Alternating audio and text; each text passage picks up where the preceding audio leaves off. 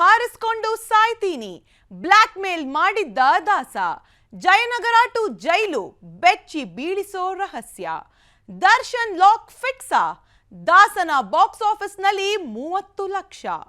ಕೊಲೆ ಮುಚ್ಚಿಡಲು ಯಾರ್ಯಾರ್ಗೆ ಎಷ್ಟೆಷ್ಟು ಪಾಲು, ಮಾಫಿ ಸಾಕ್ಷಿ ಬೆಚ್ಚಿಟ್ಟ ಸತ್ಯ.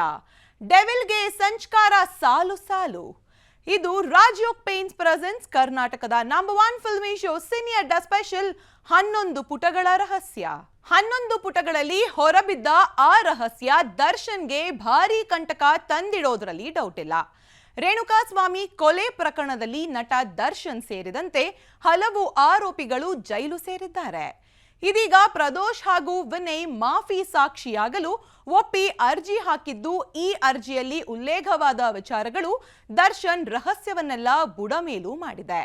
ಪ್ರಕರಣದ ಆರೋಪಿ ಪ್ರದೋಷ್ ಸಲ್ಲಿಸಿರುವ ಮಾಫಿ ಸಾಕ್ಷಿ ಅರ್ಜಿಯಲ್ಲಿ ಉಲ್ಲೇಖಿಸಿರುವ ಅಂಶಗಳು ಪ್ರಕರಣದ ತನಿಖೆ ಹಾಗೂ ವಿಚಾರಣೆಯ ದಿಕ್ಕಿನ ಮೇಲೆಯೇ ಪರಿಣಾಮ ಬೀರುವ ಸಾಧ್ಯತೆ ಇದೆ.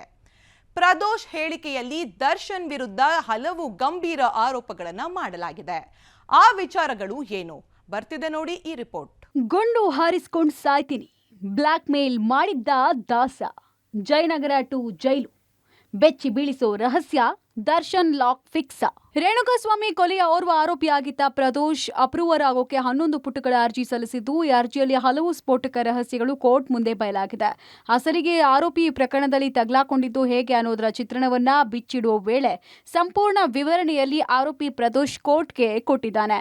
ಇಲ್ಲಿ ದರ್ಶನ್ ಹಾಗೂ ಇತರೆ ಆರೋಪಿಗಳ ಕುರಿತಾಗಿ ಹಲವು ಕುತೂಹಲದ ರಹಸ್ಯ ರಿವೀಲ್ ಆಗಿದೆ. ಈ ಹೈ ಪ್ರೊಫೈಲ್ ಪ್ರಕರಣದಲ್ಲಿ ಭರ್ತಿ 17 ಆರೋಪಿಗಳ ಲಿಸ್ಟ್ ಇದೆ. ಅದರಲ್ಲಿ 14ನೇ ಸ್ಥಾನದ ಆರೋಪಿಯೇ ಪ್ರದೋಷ್. ಇದೀಗ ಪಶ್ಚಾತ್ತಾಪದಿಂದ ಮಾಫಿ ಸಾಕ್ಷಿಯಾಗೋಕೆ ಒಪ್ಪಿಕೊಂಡಿರುವ ಪ್ರದೋಷ್ ಕೋರ್ಟ್ಗೆ ಅರ್ಜಿ ಸಲ್ಲಿಸಿದ್ದು ಅಂಗೀಕಾರ ಆಗಿದೆ. ಆದರೆ ಈ ಕುರಿತು ದರ್ಶನ್ ಪರ ವಕೀಲರು ಹಾಗೂ ಪಬ್ಲಿಕ್ ಪ್ರಾಸಿಕ್ಯೂಷನ್ನ ವಾದ ಪ್ರತಿವಾದ ಭರ್ಜರಿಯಾಗಿ ನಡೆದಿದ್ದು, ಪ್ರದೋಷ್ ಅಷ್ಟೇ ಅಲ್ಲ, ಇನ್ನೋರ್ವ ಆರೋಪಿ ವಿನಯ್ ಕೂಡ ದರ್ಶನ್ಗೆ ಭಾರಿ ಸಂಕಷ್ಟ ತಂದಿರುವುದು ಫಿಕ್ಸ್ ಎಂಬ ಸೂಚನೆ ಸಿಕ್ಕಿದೆ. ಪ್ರದೋಷ್ ಸಲ್ಲಿಸಿರುವ ಅರ್ಜಿಯಲ್ಲಿ ಹೇಳಿರುವಂತೆ, ದರ್ಶನ್ ವಿರುದ್ಧ ಪ್ರದೋಷ್ ಬಾಯ್ಬಿಟ್ಟ ಸತ್ಯ. ದರ್ಶನ್ ಪವಿತ್ರ ಜೊತೆಗೆ ನಾನು ಶೆಡ್ಗೆ ಹೋಗಿದ್ದೆ ಅಂತ ಹೇಳಿದ್ದಾನೆ. ನಾನು ಹೋದಾಗ ರೇಣುಕಾಸ್ವಾಮಿ ತಲೆಯಲ್ಲಿ ರಕ್ತ ಸೋರ್ತಾ ಇತ್ತು. ರೇಣುಕಾಸ್ವಾಮಿಗೆ ಚೆನ್ನಾಗಿ ಹೊಡೆದಿದ್ರು. ಚಪ್ಪಲಿಯಲ್ಲಿ ಹೊಡೆಯುವಂತೆ ಪವಿತ್ರಾಗೆ ದರ್ಶನ್ ಇದೇ ವೇಳೆ ಹೇಳಿದ್ದಾರೆ. ರೇಣುಕಾಸ್ವಾಮಿಯನ್ನ ಟಾಟಾ ಏಸ್ಗೆ ನೇಣು ಹಾಕೋಕೆ ನಂದೀಶ್ ಮುಂದಾಗಿದ್ದ. ನೈಲಾನ್ ಹಗ್ಗದಿಂದ ನಾಗರಾಜ್ ಹಲ್ಲೆ ನಡೆಸಿದ್ದ. ನಂದೀಶ್ ಪವನ್ ಮರದ ಕೋಲಿನಿಂದ ಹಲ್ಲೆ ಮಾಡಿದ್ರು. ದರ್ಶನ್ ಕೂಡ 3-4 ಬಾರಿ ಹಲ್ಲೆ ನಡೆಸಿದ್ದಾರೆ. ರೇಣುಕಾಸ್ವಾಮಿ ಕಳುಹಿಸಿದ್ದ ಸಂದೇಶವನ್ನ ಪವನ್ ಓದ್ತಾ ಇದ್ದ. ಪವನ್ ಸಂದೇಶ ಓದ್ತಾ ಇದ್ದ ಹಾಗೆ ಹಲ್ಲೆ ಮಾಡ್ತಾ ಇದ್ರು. ರೇಣುಕಾಸ್ವಾಮಿ ಖಾಸಗಿ ಅಂಗಕ್ಕೆ ಹಲವಾರು ಬಾರಿ ದರ್ಶನ್ ಒದ್ದಿದ್ದ. ರೇಣುಕಾಸ್ವಾಮಿ ಎದೆಗೆ 2 ಕಾಲಿನಿಂದ ದರ್ಶನ್ ತುಳಿದಿದ್ದಾನೆ. ಹೀಗೆ ಅಷ್ಟೂ ವಿಚಾರವನ್ನ ಇಂಚಿಂಚಾಗಿ ಪ್ರದೋಷ್ ಅರ್ಜಿಯಲ್ಲಿ ಪ್ರಸ್ತಾಪ ಮಾಡಿದ್ದಾರೆ. ಇಡೀ ಪ್ರಕರಣದಲ್ಲಿ ದರ್ಶನ್ ಜೊತೆಯೇ ಇದ್ದ ಪ್ರದೋಷ್ ಮಾಫಿ ಸಾಕ್ಷಿಗೆ ಕೋರ್ಟ್ ಅನುಮತಿ ಕೊಟ್ಟಿದೆ. ಆದರೆ ದರ್ಶನ್ ಪರ ವಕೀಲ ಹಶ್ಮತ್ ಪಾಷಾ ಮಾಫಿ ಅರ್ಜಿ ಸ್ವೀಕಾರ ಮಾಡದಂತೆ ಪ್ರತಿವಾದ ಮಾಡಿದ್ರು. ಸೋಮವಾರ ಬೆಳಗ್ಗೆ 12 ಗಂಟೆ ಸುಮಾರಿಗೆ ಪರಪ್ಪನಗ್ರಹಾರ ಜೈಲಿಂದಲೇ ವಿಡಿಯೋ ಕಾನ್ಫರೆನ್ಸ್ನಲ್ಲಿ ಹಾಜರಾಗಿದ್ದ ದರ್ಶನ್ ಆತಂಕ ಭಯದಲ್ಲೇ ಎಲ್ಲ ಆರೋಪಿಗಳಿಗಿಂತ ಹಿಂದೆ ಕೂತಿದ್ರು. ಯಾಕಂದ್ರೆ ಪ್ರದೋಷ್ ಸಲ್ಲಿಸಿದ್ದ ಮಾಫಿ ಅರ್ಜಿಯಲ್ಲಿ ಏನೆಲ್ಲ ಅಂಶ ಇದೆ ಅನ್ನೋದನ್ನ ವಕೀಲರ ಮೂಲಕ ತಿಳ್ಕೊಂಡಿದ್ದ ದರ್ಶನ್ ಆತಂಕದಲ್ಲೇ ವಿಚಾರಣೆಯಲ್ಲಿ ಭಾಗಿಯಾಗಿದ್ರು. ಆರೋಪಿ ಪ್ರದೋಷ್ ಬಿಚ್ಚಿಟ್ಟ 11 ಪುಟಗಳ ಅರ್ಜಿಯಲ್ಲಿ ಪ್ರದೋಷ್ಗೆ ದರ್ಶನ್ ಬೆದರಿಕೆ ಹಾಕಿರೋ ಗಂಭೀರ ವಿಚಾರ ಬೆಳಕಿಗೆ ಬಂದಿದೆ. ಆ ರಹಸ್ಯವನ್ನ ಇದೀಗ ಪ್ರದೋಷ್ ಕೋರ್ಟ್ ಮುಂದೆ ಬಿಚ್ಚಿಟ್ಟಿದ್ದಾರೆ. ಅದೇನಂದ್ರೆ, ಶೂಟ್ ಮಾಡ್ಕೊಳ್ಳೋದಾಗಿ ದರ್ಶನ್ ಬೆದರಿಕೆ. ರೇಣುಕಾಸ್ವಾಮಿ ಸಾವಿನ ಸುದ್ದಿ ತಿಳಿತಾ ಇದ್ದ ಹಾಗೆ ದರ್ಶನ್ ಆಘಾತಕ್ಕೆ ಒಳಗಾದ್ರಂತೆ. ಸಹಾಯ ಮಾಡಿ ಅಂತ ಪ್ರದೋಷ್ಗೆ ದರ್ಶನ್ ಕೇಳಿಕೊಂಡ್ರಂತೆ. ಸಹಾಯ ಮಾಡದೇ ಇದ್ರೆ ಗನ್ನಿಂದ ಆತ್ಮಹತ್ಯೆ ಮಾಡಿಕೊಳ್ಳೋ ಬೆದರಿಕೆ ಹಾಕಿದ್ರಂತೆ.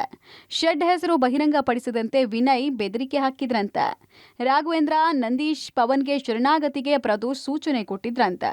ಸಾವಿನ ಬಗ್ಗೆ ಇನ್ಸ್ಪೆಕ್ಟರ್ ವಿನಯ್ಗೆ ಪ್ರದೋಷ್ ಕರೆ ಮಾಡಿದ್ನಂತೆ. ಸತ್ವ ಅಪಾರ್ಟ್ಮೆಂಟ್ ಬಳಿ ಶವವನ್ನ ಆರೋಪಿಗಳು ಬಿಸಾಡಿದ್ದಾರೆ. ಕಾಮಾಕ್ಷಿಪಾಳ್ಯ ಪೊಲೀಸರ ಮುಂದೆ ರಾಘವೇಂದ್ರ ಶರಣಾಗತಿಯಾದ. ಪಶ್ಚಾತ್ತಾಪದಿಂದ ಸಾಕ್ಷಿ ಹೇಳ್ತಾ ಇರೋದಾಗಿ ಪ್ರದೋಷ್ ಉಲ್ಲೇಖಿಸಿದ್ದಾನೆ. ರೇಣುಕಾಸ್ವಾಮಿ ಸತ್ತಿರೋ ವಿಚಾರ ತಿಳಿದ ಬಳಿಕ ದರ್ಶನ್ ಹೈಡ್ರಾಮಾ ಮಾಡಿರೋ ವಿಚಾರವನ್ನ ಪ್ರದೋಷ್ ಬಿಚ್ಚಿಟ್ಟಿದ್ದಾನೆ. ದರ್ಶನ್ ಶೂಟ್ ಮಾಡ್ಕೊಳ್ಳೋದಾಗಿ ಬೆದರಿಕೆ ಒಡ್ಡಿ ಪ್ರದೋಷ್ಗೆ ಸಹಾಯಕ್ಕಾಗಿ ಅಂಗಲಾಚಿದ್ರಂತೆ. ಇದರಿಂದ ಪ್ರದೋಷ್ ಸಹಾಯ ಮಾಡೋಕೆ ಮುಂದಾದ್ರು ಅನ್ನೋದನ್ನ ಹೇಳ್ಕೊಂಡಿದ್ದಾನೆ. ಹೀಗಾಗಿ ಶರಣಾಗತಿ ಆಗೋಕೆ 3 ಕಳಿಸ್ಕೊಡುವ ಯೋಜನೆ ಆಗಿದೆ ಅಂದಿದ್ದಾನೆ. ಇಷ್ಟೇ ಅಲ್ಲ, ಕೊಲೆ ಪ್ರಕರಣದಲ್ಲಿ 30 ಲಕ್ಷ ಹಣದ ವಹಿವಾಟಿನ ಕುರಿತು ಪ್ರದೋಷ್ ಅರ್ಜಿಯಲ್ಲೇ ಹೇಳಿದ್ದು ವಿಶೇಷ. ದಾಸನ ಬಾಕ್ಸ್ ಆಫೀಸ್ನಲ್ಲಿ 30 ಲಕ್ಷ. ಕೊಲೆ ಮುಚ್ಚಿಡಲು ಯಾರ್ಯಾರಿಗೆ ಎಷ್ಟೆಷ್ಟು ಪಾಲು, ಮಾಫಿ ಸಾಕ್ಷಿ ಬಿಚ್ಚಿಟ್ಟ ಸತ್ಯ, ಡೆವಿಲ್ಗೆ ಸಂಚಕಾರ ಸಾಲು ಸಾಲು. ಇನ್ನು ರೇಣುಕಾಸ್ವಾಮಿ ಕೊಲೆ ನಡೆದ ಬಳಿಕ ಪ್ರಕರಣವನ್ನ ಮುಚ್ಚಿ ಹಾಕೋಕೆ ಯೋಜನೆ ಮಾಡಿಕೊಂಡ ಟೀಮ್ ಹಣದಿಂದ ಕೆಲವರನ್ನ ಕೊಂಡ್ಕೊಳ್ಳೋಕೆ ಪ್ಲಾನ್ ಮಾಡ್ತಾರೆ. ಬಳಿಕವೇ ರಾಘವೇಂದ್ರನನ್ನ ಸರೆಂಡರ್ ಆಗೋಕೆ ಒಪ್ಪಿಸಿ ಇನ್ನೂ ಕೆಲವರನ್ನ ಸೇರಿಸಿ ಹಣ ಹೊಂದಿಸೋಕೆ ತಯಾರಿ ಮಾಡ್ಕೊಳ್ತಾರೆ. ಕೊಲೆ ನಡೆದ ದಿನ ಎಲ್ಲ ಪ್ಲಾನ್ ಮಾಡಿಯೇ ಎಲ್ಲ ಸರಿ ಆಗ್ತಿದೆ ಅಂತ ಆದ್ಮೇಲೆ ದರ್ಶನ್ ಡೆವಿಲ್ ಚಿತ್ರದ ಶೂಟಿಂಗ್ ಆಗಿ ಮೈಸೂರಿಗೆ ತೆರಳುತ್ತಾರೆ. ಆದ್ರೆ ಎಲ್ಲಾ ಯೋಜನೆ ತಲೆ ಕೆಳಗಾಕೋದು ಜೂನ್ 11ನೇ ತಾರೀಕು. ಅಂದ್ಹಾಗೆ ದರ್ಶನ್, ಪವಿತ್ರ, ಪ್ರದೋಷ್ ಸೇರಿ 7 ಮಂದಿ ಆರೋಪಿಗಳ ಬೇಲ್ ಕ್ಯಾನ್ಸಲ್ ಆಗಿ ಇದೇ ಆಗಸ್ಟ್ 14ನೇ ತಾರೀಕು 1 ವರ್ಷ ಆಗುತ್ತೆ. ಇದೀಗ ಪ್ರದೋಷ್ ಪಶ್ಚಾತ್ತಾಪದಿಂದ ಅಪ್ರೂವರ್ ಆಗೋಕೆ ಯೋಚಿಸಿರೋದಾಗಿ ಕೋರ್ಟ್ ಮುಂದೆ ಕೇಳ್ಕೊಂಡಿದ್ದಾರೆ. ನ್ಯಾಯಾಲಯ ಸಮ್ಮತಿ ನೀಡಿದೆ.